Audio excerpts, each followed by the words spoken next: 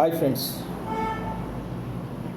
उत्तराखंड के सभी अनआईएएस जेनेट वालों को ढेर सारी शुभकामनाएं और बहुत बहुत बधाइयाँ कि काफ़ी लंबे समय के संघर्ष के बाद अंततः हाई कोर्ट ऑफ उत्तराखंड के द्वारा सभी पहलुओं को देखते हुए और इसमें काफ़ी लंबी चौड़ी बहस यहाँ पर हुई है, तो सभी बिंदुओं पर अनआईएएस जेनेट खरा उतरा है और माननीय मुख्य न्यायाधीश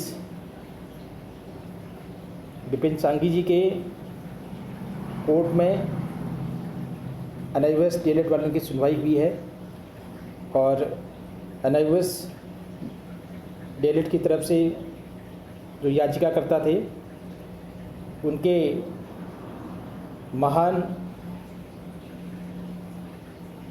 बुद्धिजीवी, एडवोकेट, अधिवक्ता जिन लोगों ने काफ़ी प्रयास किया, अथक प्रयास किया और इस केस को यहाँ तक पहुँचाया और अंतिम पड़ाव तक पहुँचाया, तो उन लोगों को भी ढेर सारी शुभकामनाएं, बहुत बहुत बधाइयाँ कि उनके अथक प्रयास से उन्होंने कोर्ट के समक्ष बड़े अच्छे तरीके से केस को रखा और तमाम बिंदुओं पर बड़े विस्तार से उनके द्वारा यहाँ पर चर्चा की गई और जिसके परिणाम स्वरूप ये आज यहाँ पर अंतिम निर्णय जो है यहाँ पर सुरक्षित रखा गया है। तो फ्रेंड्स, इसमें सभी लोगों का त्याग है, मेहनत है और इसमें बहुत सारी हड़तालें हैं और आमरण अनशन है, भूख हड़ताल है, तमाम तरह की परेशानियां यहाँ पर अनआईएएस जेनेट वालों ने यहाँ पर झेल रखी है। लगातार देहरादून में धरना प्रदर्शन, बरसात में टेंट हाउस के नीचे रहना और भूखे प्यासे वहाँ पर हड़ताल पर बैठे रहना, इन तमाम परेशानियों को झेलते हुए जो है आज यहाँ पर हाई कोर्ट ऑफ उत्तराखंड के द्वारा जजमेंट को सुरक्षित रखा गया है। इसके अलावा अनआईएएस जेनेट के प्रदेश अध्यक्ष श्री नंदन सिंह बोरा जी, जिनके अथक प्रयास से हाई कोर्ट ऑफ उत्तराखंड और इसके अलावा सुप्रीम कोर्ट तक उन्होंने इस मामले को बड़े संजीदा तरीके से पेश किया और सुप्रीम कोर्ट में इतना सारा संघर्ष, हाई कोर्ट ऑफ उत्तराखंड में इतना सारा संघर्ष और मेहनत उनके द्वारा की गई, जिसके परिणाम स्वरूप जो है ये आज यहाँ पर हाई कोर्ट ऑफ उत्तराखंड में जजमेंट को सुरक्षित रखा गया है। अब अगली सुनवाई इसके बारे में नहीं हो पाई, इसको डिस्क्लोज कर दिया गया है। तो फ्रेंड्स, अब जब जजमेंट आएगा, ऑर्डर होगा इसके लिए, तो इसके बाद उत्तराखंड में जो राजकीय प्राथमिक शिक्षक भर्ती चल रही है वो भर्ती खुल जाएगी और अनआईएएस जेनेट वालों को इस भर्ती में जो गतिमान भर्ती है उत्तराखंड प्राथमिक शिक्षक भर्ती, उसमें शामिल होने का मौका मिलेगा, काउंसलिंग में शामिल होने का मौका मिलेगा। और जजमेंट अभी सुरक्षित रखा गया है, जब वो ओपन होगा उसके बारे में तमाम चीज़ें जो वहाँ पर लिखी गई होंगी उसको फॉलो करते हुए उत्तराखंड सरकार उसको फॉलो करेगी और उसी के आधार पर अनआईएएस जेनेट वालों को उत्तराखंड प्राथमिक शिक्षक भर्ती में जो काउंसलिंग होनी है उसमें शामिल किया जाएगा। तो ये बहुत बड़ी खुशी की बात है कि अब आज के बाद इस पर कोई सुनवाई नहीं होगी और अगली तारीख ये मामला यहीं पर ख़त्म हो गया है और केस को डिस्क्लोज कर दिया गया है और जजमेंट को सुरक्षित रखा गया है। और जैसे ही फैसला आएगा, ऑर्डर की कॉपी हाथ में आएगी, तो उसके बाद सभी को यहाँ पर जितने भी लोग हैं अनआईएएस जेनेट वाले, जिन लोगों ने अप्लाई किया हुआ है और जिन लोगों जो याचिका करता है और इसमें क्या जजमेंट यहाँ पर सरकार करती है और इसके अलावा कोर्ट ने क्या जजमेंट दिया है, उसी के आधार पर अब जो है आगे की भर्ती प्रक्रिया चलेगी और अनआईएएस जेनेट वालों को काउंसलिंग में शामिल होने का मौका मिलेगा। तो ये 13 तारीख और 14 तारीख इस प्रकार से ये जजमेंट आया है तमाम यूट्यूब चैनलों पर और समाचार पत्रों पर। तो ये अमर उजाला समाचार पत्र की कटिंग है और इसमें विस्तार से इसमें दिया गया है। और ये क्या दिया गया है मैं आपको ज़रा बता दूं। राष्ट्रीय मुक्त विद्यालयी शिक्षा संस्थान एनआईओएस से डीएलएड किए हुए अभ्यर्थियों को सहायक अध्यापक के लिए काउंसलिंग में शामिल करने के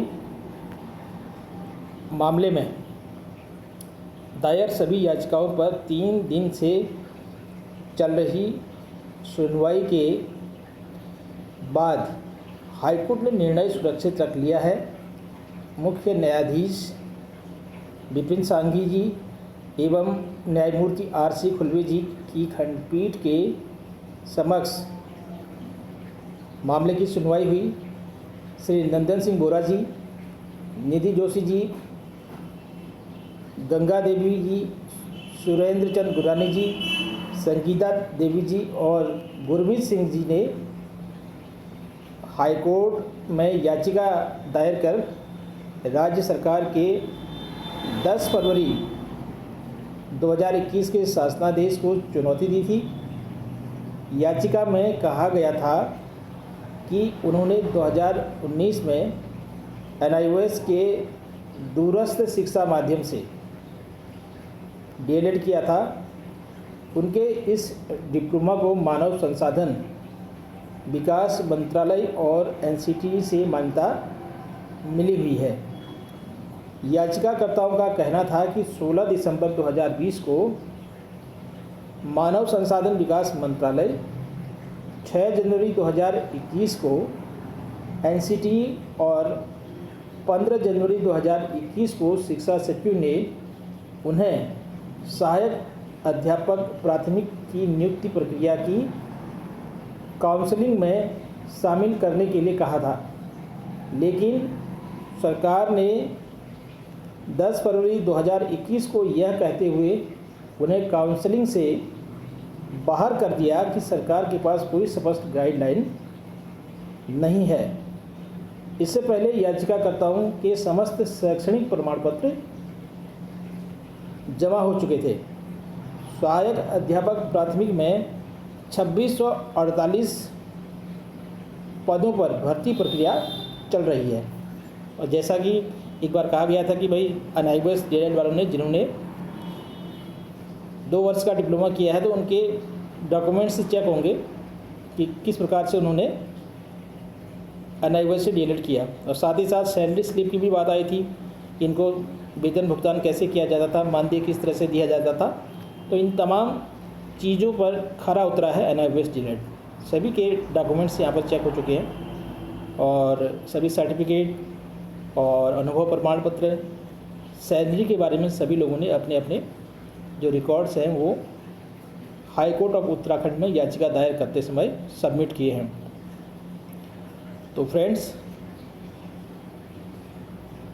ये जो खुशी है सभी एनआईओएस डीएलएड वालों के लिए, तो इसमें सभी लोग बधाई के पात्र हैं जिन लोगों ने इतना कठिन संघर्ष किया, परिश्रम किया।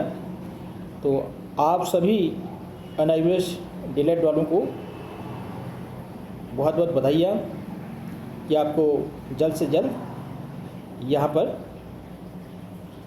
सरकारी टीचर बनने का मौका मिले और जल्दी ही इसकी काउंसलिंग हो।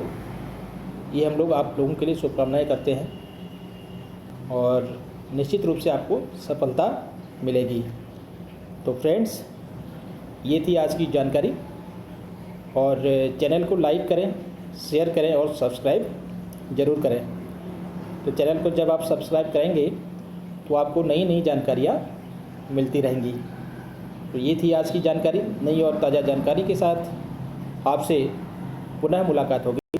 तब तक के लिए जय हिंद, जय भारत।